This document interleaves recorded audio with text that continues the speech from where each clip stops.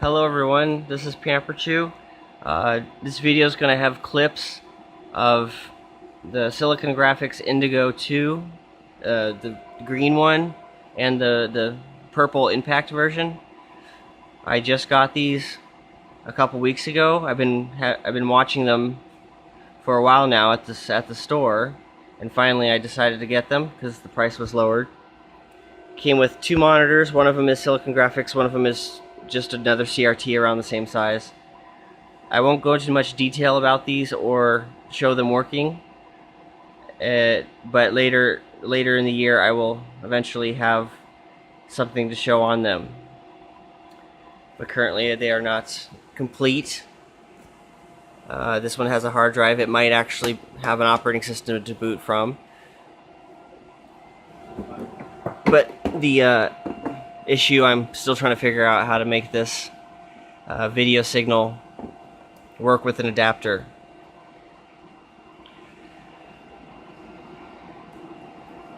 This one likes to play a song when I turn it on. The other one doesn't do that, so it might not work. Not work yet. So any information or help from people who have direct experience with these, let me know if you would like to guide me in the right direction or help with any of this. Because Silicon Graphics is all new to me, or owning them anyway. And their stuff is just a little bit different than what I'm used to.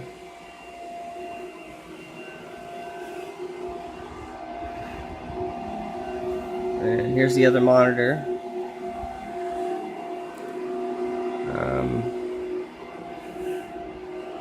Okay, that should be enough to get clips together and some pictures. They're very heavy.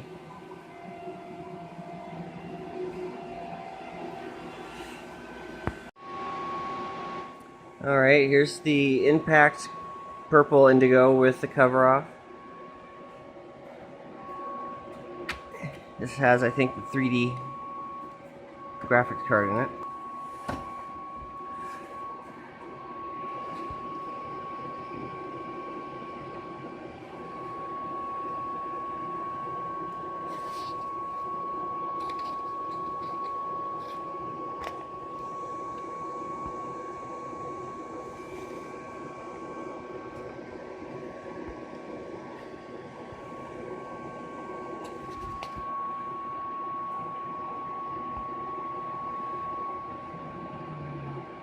Those capacitors, you see those?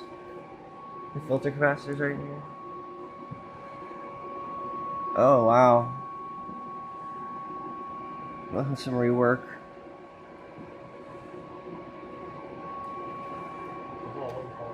Yeah, that's one card. Okay, underneath the CD-ROM tray, this is the CPU module. It's encased inside a heatsink, and this should be an R12000. And those memory chips there. Oh, they're different sizes than the others. What does it say on it?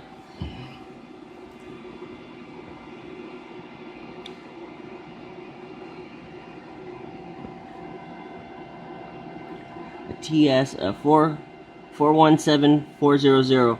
So those are 4 megabyte chips. 4 meg times 8 times 2 would be 16, 32, 64. So that's 128 megabytes of memory right there. Eventually I'll max these out to the 1 gigabyte, 1.5 gigabytes. Once I find cheap sticks. It looks almost identical to the non-impact, except the added on graphics accelerator cards and frame buffers.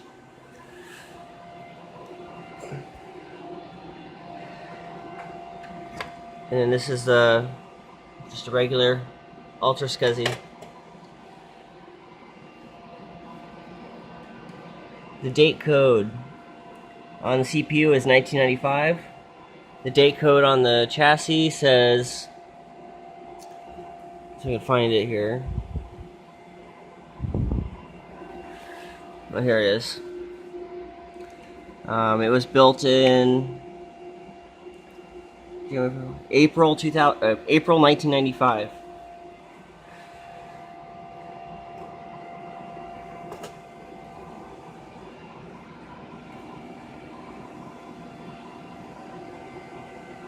Okay, that's all it's going to be for this part. The inside of the two computers. The next video I do on this, I will at least have something running, some demonstration discs for graphics, games, processing power, speed, that kind of thing. Maybe Bitcoin hashing rate, or Monero. Something that might be able to utilize the memory and graphics processors.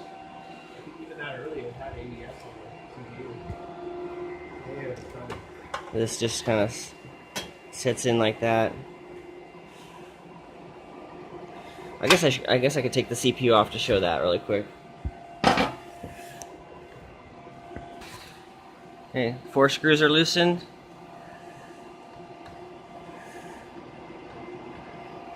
I think. Yep. Okay. There's the main CPU with SRAM or cache built on the CPU module. And there's a, whether it be the 6th or 8th MC1 revision B, my LSI. I have quite a few of those in my collection, so I'll have to look that up and see what that one is exactly. This is module. I'm not going to take it apart because I can show you on another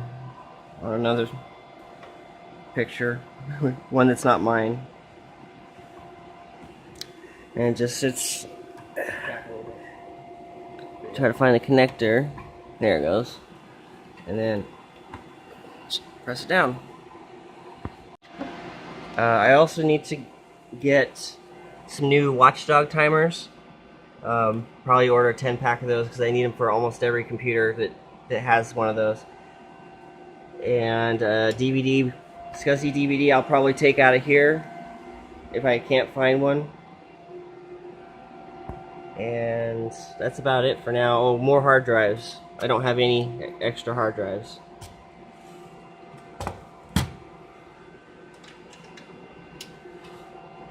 And this just kind of snaps.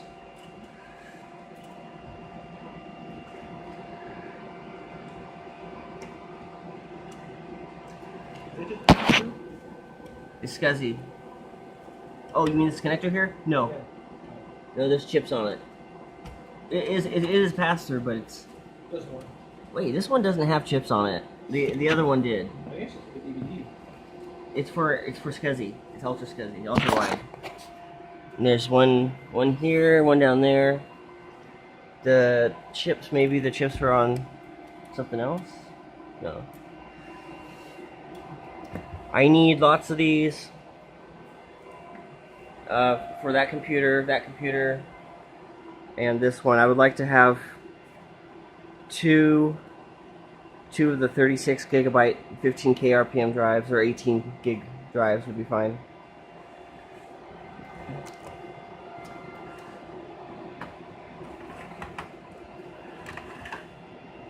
And if anybody knows where I can get these sleds for less than $5, otherwise I'll make something myself.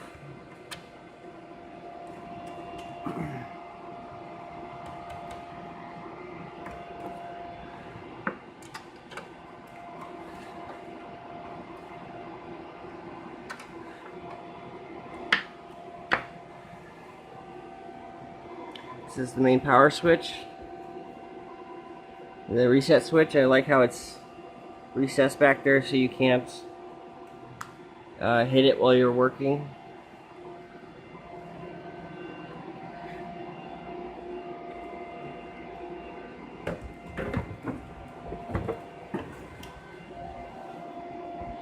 starting on backwards already.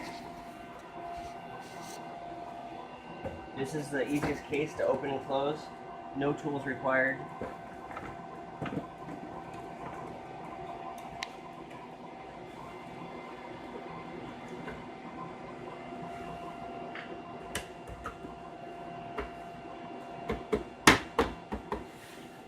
Okay. Try that again. Missed the latch.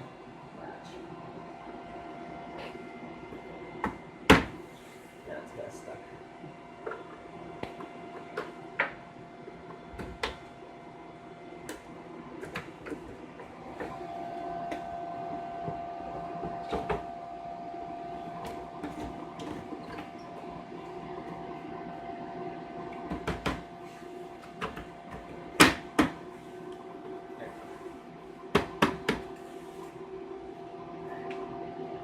And then if you wanted to lock it up, there's a slot here for a metal rod to slide all the way through. It goes all the way through to the back where you can then put a padlock on it. And that keeps someone from being able to open the case and steal your memory or cool looking chips. The lock padlock goes all the way through the front.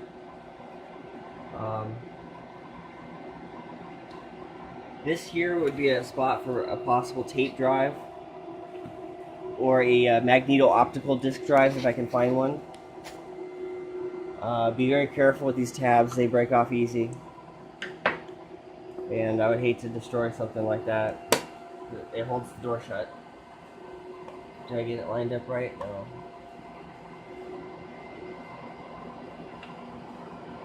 In the slot.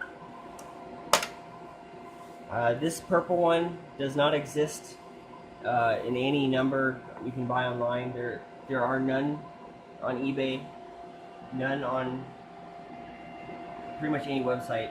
You can buy the parts and assemble one.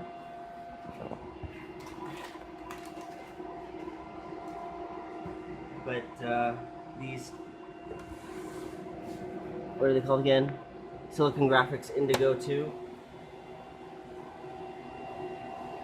The green one is a little bit easier to maybe find, but they still are non-existent for collectors to purchase. It's just luck. I found these just by luck. Luck and waiting 6 months to see if the price would go down.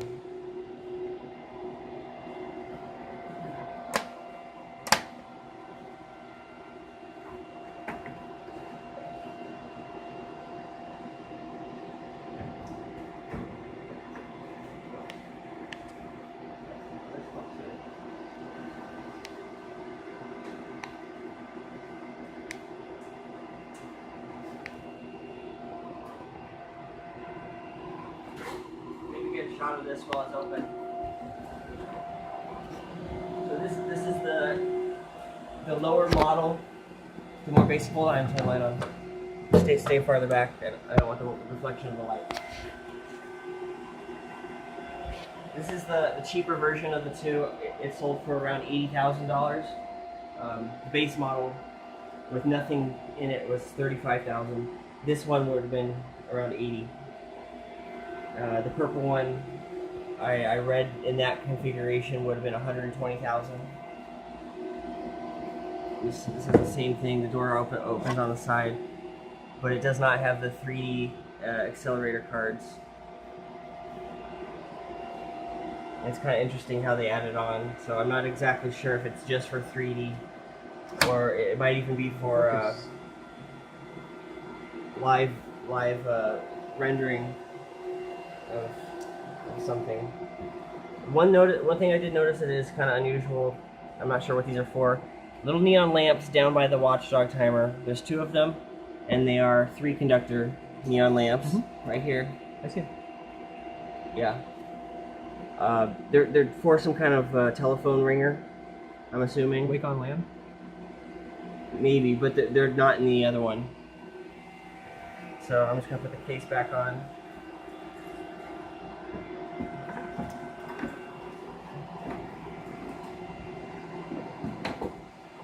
These were the very the absolute best computers you can buy in 1994 to do 3D modeling, and were used for developing Nintendo 64 games. What else? Pixar movies. Yeah. Movies. They could do live video rendering, CAD live design. video broadcast. Yeah. Video broadcast. That requires the cards for it, but Might have designed the next car on it. I don't know if any two-dimensional CAD or 3D CAD was done. But this was more of a live rendering system, so you can animate and spit it out to a tape. Here's a monitor. It works, but it doesn't work so far with what I've tried to hook up on this. I have it work on VGA, but the sync on green, whatever this port it keeps, I keep forgetting.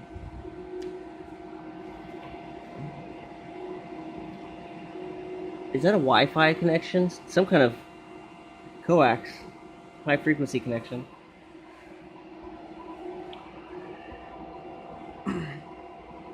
This was the color scheme, granite colored gray with the purple or green.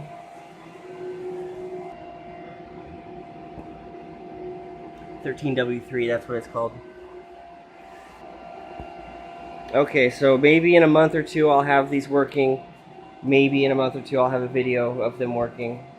It's a lot of parts I need to gather together first. So why don't you hold this so I can use both hands.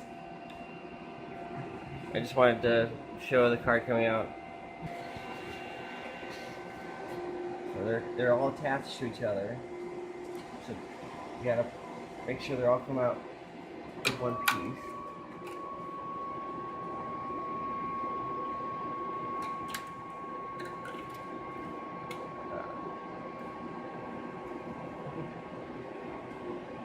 There's the part of the graphics group.